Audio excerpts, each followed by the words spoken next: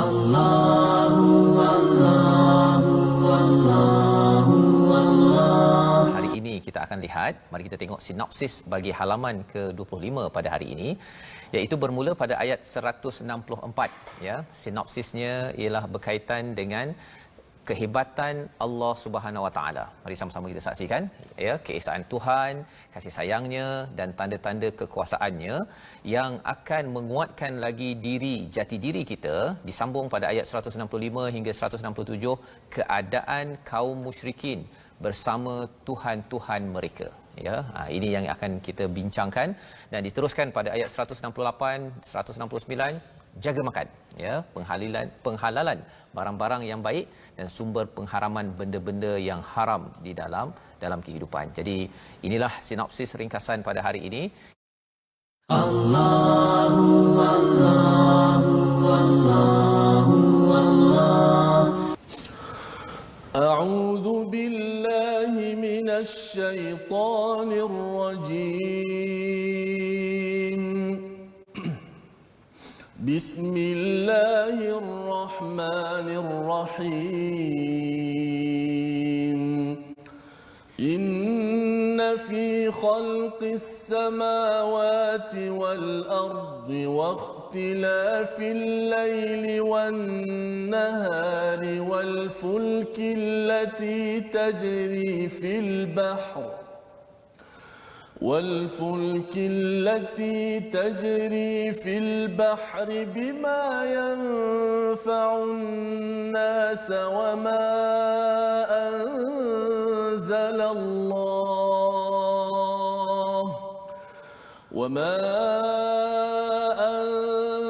الله من السماء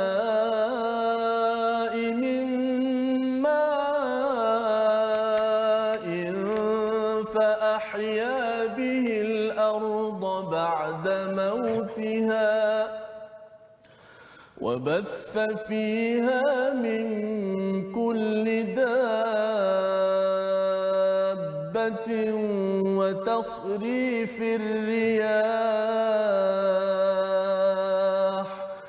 وتصريف الرياح والسحاب المسخر بين السماء والأرض لآيات لقوم يعقلون ومن الناس من يتخذ من دون الله أندادا يحبونهم كحب الله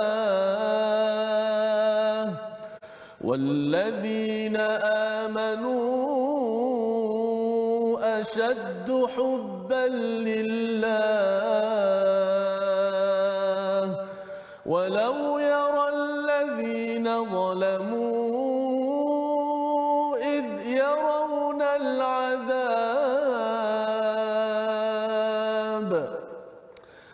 يرون العذاب أن القوة لله جميعا وأن الله شديد العذاب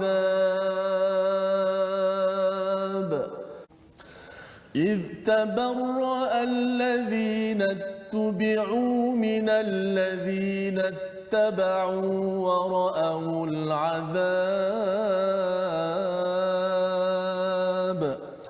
ورأوا العذاب وتقطعت بهم الأسباب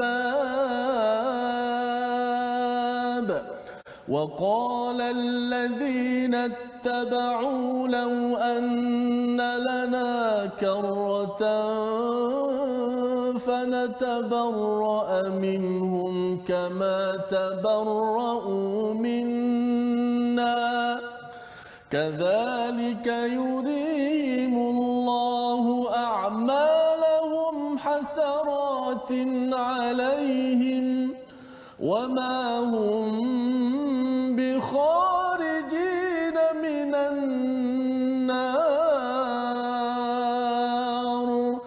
يا أيها الناس كلوا مما في الأرض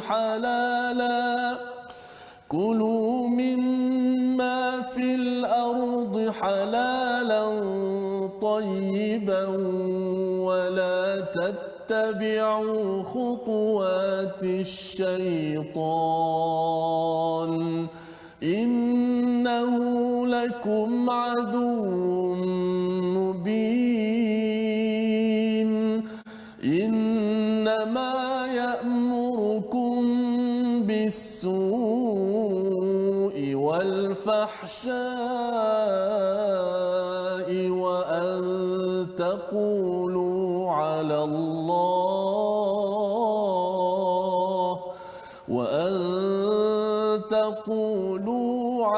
الله ما لا تعلمون صدق الله العظيم.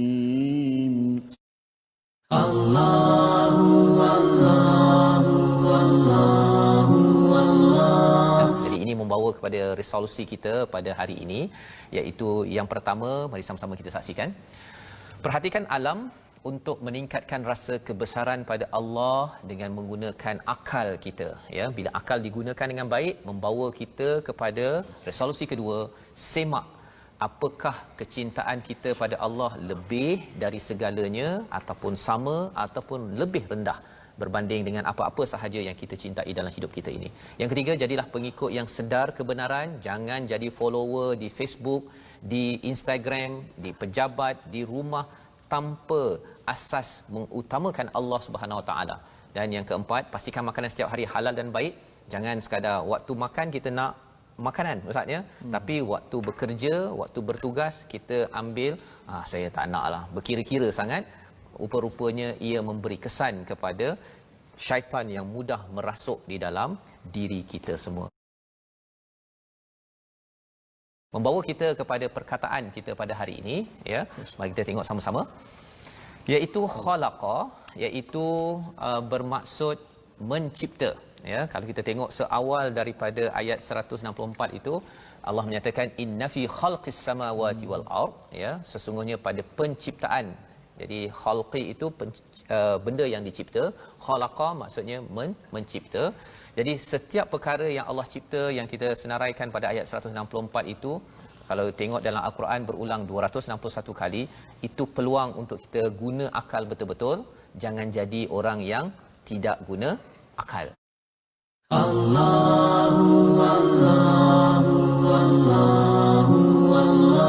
Baik, kita nak masuk sedikit tentang segmen tajwid pada hari ini. Kita masih lagi membicarakan tentang fadilat dan juga kelebihan orang-orang yang membaca Al-Quran.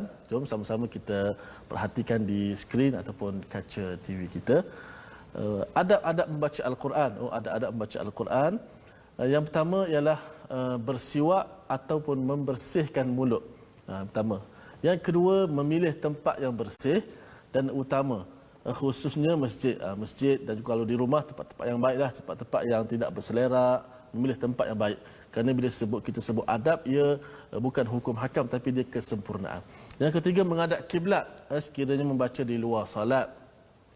Dan membaca ta'awuz, iaitu meminta perlindungan daripada Allah Subhanahu Wa Taala terhadap syaitan yang direjam itu. Dan membaca basmalah. Kita akan terangkan kaedah membaca ta'awuz dan basmalah. Mungkin ada yang tanya kenapa Ustaz Mizi ada baca auzubillah, tak baca bismillah, kadang-kadang baca basmalah, kadang-kadang auzubillah saja. Dia ada kaedah-kaedah, ada yang pilihan-pilihan yang boleh kita amalkan. Dan yang akhir sekali, khusyuk dan merenung makna ketika membaca. Ini seperti mana kita lakukan dalam My Quran Time, bukan sekadar kita baca, kita dapat penerangan juga daripada Fadil Ustaz Fazrul. Allah